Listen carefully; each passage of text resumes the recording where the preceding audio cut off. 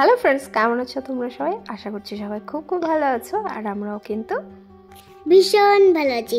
এখানে মা রান্না করছে। কার জন্য রান্না করছি? আমার আর দিদার জন্য। তোমার আর দিদার জন্য? এই আমার আর মায়ের জন্য না, তোমার সকালে টিফিন করছিলাম। দেখো বাইরে এখনো পুরো ঘুটঘুটে অন্ধকার। কি এটা দিচ্ছ মা টিফিনে? বলো কি দিচ্ছি? কি এটা? পাস্তা। পাস্তা খেয়েছো না খাওনি? খেয়েছিলাম তো। আচ্ছা, এখন রাত 10:30 বাজে। আমি ব্লগ এডিট করতে বসেছি। আর পার্সি বলছি, আরশি আরশি আমার পাশে শুয়ে শুয়ে বলছে, মা আমি একটু ব্লগে ভয়েস দেব। যাই হোক, সকালবেলা ওকে আমি টিফিন করে তারও কথা বলেনি। আরশিকে সকালে আমি টিফিন করে দিয়েছিলাম হচ্ছে আজকে পাস্তা। 2 দিন ধরে যা ঠান্ডা পড়েছে, তাতে মানে হাড় কাঁপানো ঠান্ডা যাকে বলে, প্রচুর পরিমাণে ঠান্ডা পড়েছে 2 দিন ধরে। ভেবেছিলাম এই বছর মনে হয় ঠান্ডা পড়বে না, কিন্তু জানুয়ারি আসতেই এইরকম পরিস্থিতি যে হবে সেটা আমি ভাবতেই পারিনি। মানে এত ঠান্ডা লাগছে 2 দিন ধরে। মোজা তো পায়ের থেকে খুলছি না, আর যতটুকু সময় খুলছি আর গরম হতে হতে আবার সেই 2-3 ঘন্টা লেগে যাচ্ছে, এইরকম অবস্থা। কে কোথা থেকে ব্লগ দেখছো আর তোমাদের ওইদিকে ঠান্ডা কেমন পড়লো, মানে শীত কেমন পড়লো, তোমরা কিন্তু অবশ্যই আমাকে কমেন্ট করে জানিও। আমি প্রায় 5:45 সময় ঘুম থেকে উঠেছি আজকে। আর ঘুম থেকে উঠে দেখি বাইরে পুরো অন্ধকার। আর সেই গাড়িতে ওঠে, মানে পুলকারে ওঠে 6:25 নাগাদ। তো এর আগেও প্রায় 5:45 থেকে গাড়িতে ওঠানো শুরু হয়ে যায়। আমি শুধু তাদের কথা চিন্তা করি যে কি করে তারা সব কিছু মেনটেন করে। জানো তো, আরশিকে যখন প্রথমে স্কুলে অ্যাডমিশন করিয়েছিলাম, তখন এই সকালে ওঠার ভয়ে আমি ভেবেছিলাম কি ডে শিফটে দেব। কিন্তু পুলকার দাদা যখন মানে কথা বলতে আসলো পুলকার ঠিক করার জন্য, এছাড়া স্কুলেরও আরও 2-1 জন আমাকে তখন সাজেশন দিয়েছিল যে ডে শিফটের বাচ্চাদের ভীষণ পরিমাণে কষ্ট হয়, বিশেষ করে গরমের দিনে। একে তো রাস্তার পুরো দিনটাই আর কি কীরকম একটা উল্টো পাল্টা ধরনের হয়ে যায় আর কি। সেই কারণে আমি ফার্স্ট টাইম আরশির ডে শিফট বেছে নিয়েও পরে ওটাকে ক্যান্সেল করে আবার মর্নিং শিফট সিলেক্ট করেছিলাম। হ্যালো ফ্রেন্ডস, সবাইকে গুড মর্নিং। এখন 10:30 বাজে। ঘুম থেকে উঠে আরশি বাবার সাথে কথা বলে এখন ফ্রেশ হয়ে ঘরটা পরিষ্কার করে একদম রান্না করে এলাম। সকাল সকাল একটা গুঁতো খেলাম হচ্ছে ফ্রিজের মধ্যে। নিচু হয়ে সবজি আনতে গেছি, আর এইদিকে ঠুসি করে একটা গুঁতো খেয়ে মাথাটাই পুরো ব্যথা হয়ে গেল।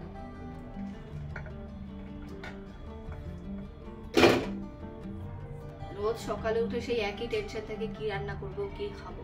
খেতে তো বেশিক্ষণ টাইম লাগে না, রান্না করতে মানে ওটাকে প্রসেসিং করতেই যা মানে টাইম কেটে যায় যতটা লাগে। চলো রান্না বান্না স্টার্ট করি, না আবার আশি চলে আসবে। সেই কৌটোটার মধ্যে, মানে যেই কৌটোটা আমি নতুন কিনেছিলাম, সেই কৌটোটার মধ্যে মুসুর ডালটা ভরেছি। যদিও শুধু এখন মুসুর ডালটাই ভরা হয়েছে, বাকি ডালগুলো মানে মটর ডাল বা অন্যান্য ডাল যেহেতু কম খাই তেমনভাবে নেইও, আর সেই কারণে ভরাও হয়নি। আর এই যে চাল ধোয়ার জন্য এটা কিনেছিলাম, এটাও ভীষণ ভালো জানো তো। মানে জলটা ছেঁকতে বেশিক্ষণ টাইম লাগে না, যেহেতু ওই দিকটাতে ছিদ্র রয়েছে, তো জলটা এরকম করে ধরলেই পড়ে যায়। ভীষণ ভালো লেগেছে আমার, এটা ইউজ করতেও ভীষণ সুবিধা, আর আমার তো ভীষণ ভালোই লাগছে। আর কিছুদিনের মধ্যেই তোমাদের সাথে একটা গুড নিউজ আশা করছি শেয়ার করতে পারবো। মানে 50 থেকে ধরো 100% যদি হয়, সেটা 70% এগিয়েছে বলতে পারো। যদি হয় ভগবানের আশীর্বাদে, তোমাদের সবার আশীর্বাদে, তাহলে অবশ্যই তোমাদের সাথে গুড নিউজটা শেয়ার করব। তবে 70% আমরা সাকসেস ধরছি সেটাকে। যদি হয় তাহলে তো আমরা সবাই ভীষণ ভীষণ ভীষণ হ্যাপি হব, আর সাথে সাথে তোমরা জানতে পারলে তোমরাও হ্যাপি হবে। আর ভাবতে ভাবতে কি রান্না করব দেখি। আর সে কুমড়ো ভাজা খেতে ভীষণ পছন্দ করে, তো সেই কারণে ভাবলাম আজকে একটু কুমড়ো ভাজা করব। আর কালকের মাছটাই রয়েছে, সেই কারণে আজকে আর মাছ রান্না করব না। আর এখানে দেখো আরশি আজকে স্কুল থেকে চলে এসেছে তাড়াতাড়ি নয়, প্রায় ওই সময় যেই সময়টায় আসে সেই সময়টাই এসেছে। আর আরশিতে বুকস অ্যান্ড কপিসগুলো যেহেতু স্কুলে জমা থাকে, সেই কারণে সপ্তাহে একদিনই ওটাকে ব্যাক করে বাড়িতে কি হয়েছে না হয়েছে সেগুলো দেখার জন্য। তো আজকে বুকসগুলো অ্যান্ড কপিসগুলো সব আমাদের বাড়িতে পাঠিয়েছে, আর সেগুলোকে মানে আরশি আসার পরেই আমাকে দেখাচ্ছে যে কি কি হয়েছে। জানো তো আরশি কর কাউন্ট করে সাবট্রাকশন অ্যাডিশন করতে পারে, কিন্তু স্কুলে যেহেতু দাগ দিয়ে করায়, মানে ওদের অন্যরকম রুলস, মানে স্টার্টিংয়ে বাচ্চারা যেভাবে করে সেইভাবেই করায় যেহেতু, তো এত তাড়াহুড়ো সব কাজে, মানে ইভেন ওকে যদি কোনো কাজও করতে দাও ও কতক্ষণে সেটাকে করে হুড়োমুড়ি করে মানে ওটাকে শেষ করবে। তো কর কাউন্ট করে ঠিক করে করতে পারে, অথচ দাগ কাটতে গিয়ে সেটাকে ভুল কাউন্ট করে দুটো ভুল করে এসছে। তোমরা অনেকেই হয়তো জানো না যে আরশির একটা নতুন চ্যানেল খোলা হয়েছে, মানে শুধু আরশির ভিডিও তোমরা সেটাতে দেখতে পাবে। আর আরশির চ্যানেলের নাম হচ্ছে আরশিস মিরর। বলে দাও সবাইকে তোমার চ্যানেলের নামটা। আমার চ্যানেলের নাম হলো আরশিস মিরর। সবাই আমার চ্যানেলটাকে দেখে নিও, আর আমার চ্যানেলটাকে লাইক করো, আর আমার পাশে অবশ্যই থেকো। খুবই সুন্দর লাগছে। ক্রিমটা আমার কই? ক্রিমটা তো আমি জানি না, সেই দিনের পরে ক্রিমটা আমি আর খুঁজে পাইনি।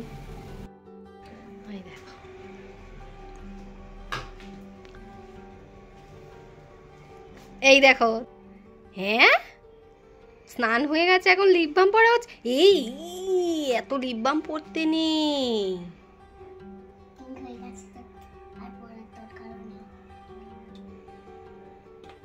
আজকে ম্যাম বলছে দিব্যার পাশে বসো, কিন্তু কথা বলবে না। আবার আমি বলছি আমি আজকে তো আমি মুখী করব না, তো কথা বলবো কি করে? তাই আচ্ছা তুমি এই দিকে আসো। আরশি এখানে আরশির চ্যানেলের জন্য শ্যুট করছে একাই। আবার কদিন ধরে তোর এইটা নেশা হয়েছে যে আবার এডিট করবে।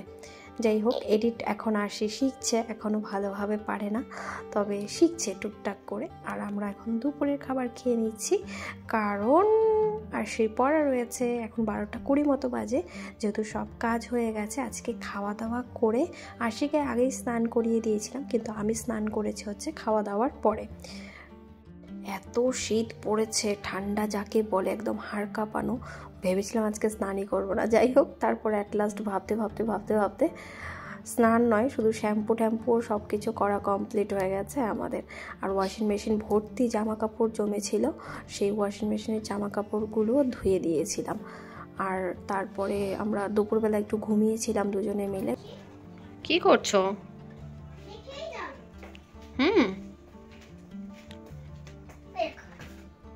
বাহ, সুন্দর হয়েছে।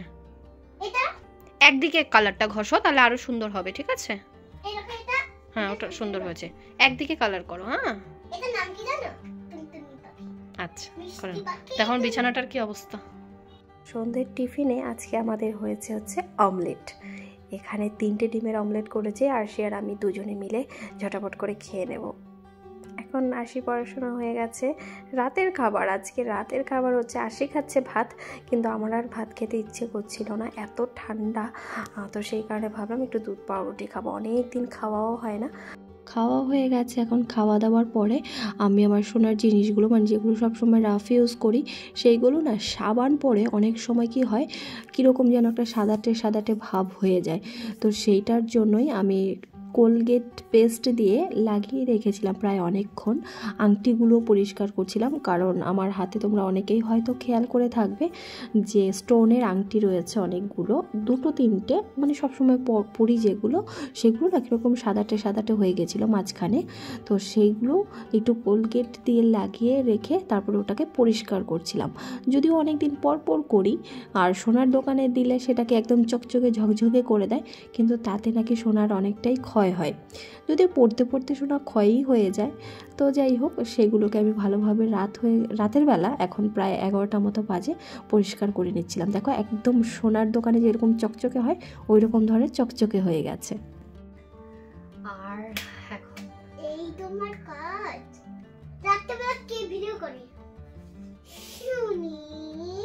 আজকে একদমই ঠান্ডা নেই, মানে সারাদিন আমি তাহলে এসি চালিয়ে ঘুমাও। এগুলো একদম নতুন হয়ে গেছে, নতুনের মতো হয়ে গেছে, চকচকে যেরকম কিনেছিলাম ঠিক এমন হয়ে গেছে। মা শুনো, এত ছোট ব্লগ করলে কে দেখে বলো? চলো আজকে এখানে এই ব্লগটাকে এন্ড করছি। এখানে সাবস্ক্রাইব, কমেন্ট আর লাইক করে দিয়া। আর আমাদের ভিডিও ভালো লাগে কারণ তোমাদের একটি সাবস্ক্রাইব আর একটি কমেন্ট আমাদের অনেক অনেক ইন্সপায়ার করে তোলে নতুন ব্লগ তৈরি করার জন্য। আর নতুন ব্লগ আসা অবধি সবাই ভালো থেকো, সুস্থ থেকো, আমাদের ব্লগটি দেখতে থাকুন। Tata, bye bye, good night. Good night. কালকে সকালে আবার ব্লগটাকে চালু করব, হুম, রাতেও হবে।